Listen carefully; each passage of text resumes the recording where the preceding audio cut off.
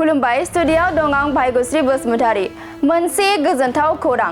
BTR सरकारा चिरांनि टुक्राझार क्रफ्ट मेमोरियल हस्पिटालाव free medical screening camp बानजायदों।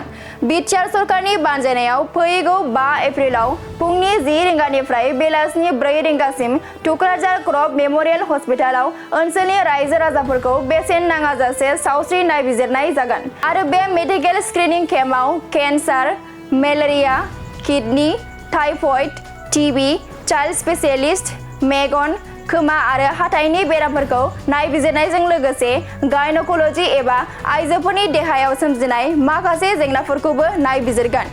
Guwahati medical college, Kokrajhar medical college and hospital, Fakhruddin Ali Ahmed medical college and hospital आरो टुक्राझार क्रफ्ट मेमोरियल हस्पिटालनि हेफाजाबाव रोंगौथि गोनां फाहामगिरिफोरनि बाहागो लानायजों बीटीआर सरकारा ओनसोलनि रायजो राजाफोरखौ बेसेन नाङै फाहामथाय होनो आखायाव लादों। बेनिखायनो जायफोरा सावस्रि नायबिजिरनो गोसो दं बिथांमोना टुक्राझार क्रफ्ट मेमोरियल हस्पिटालाव फैगौ 5 एप्रिल खालि मेडिकेल स्क्रिनिं केम्पआव बाहागो लानो हागोन। खुलुमबाय स्टुडियाव दं आं भाग्यश्री बसुमतारी। मोनसे गोजोनथाव खौरां। बीटीआर सरकारा चिरांनि टुक्राझार क्रफ्ट मेमोरियल हस्पिटालाव free medical screening camp बानजायदों।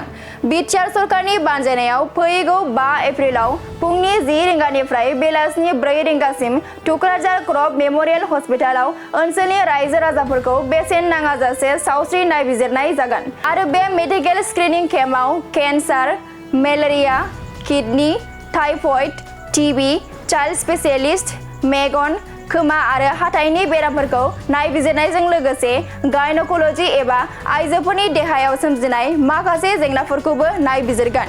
Guwahati medical college, Kokrajhar medical college and hospital, Fakhruddin Ali Ahmed medical college and hospital आरो टुक्राझार क्रफ्ट मेमोरियल हस्पिटालनि हेफाजाबाव रोंगौथि गोनां फाहामगिरिफोरनि बाहागो लानायजों बीटीआर सरकारा ओनसोलनि रायजो राजाफोरखौ बेसेन नाङै फाहामथाय होनो आखायाव लादों। बेनिखायनो जायफोरा सावस्रि नायबिजिरनो गोसो दं बिथांमोना टुक्राझार क्रफ्ट मेमोरियल हस्पिटालाव फैगौ 5 एप्रिल खालि मेडिकेल स्क्रिनिं केम्पआव बाहागो लानो हागोन।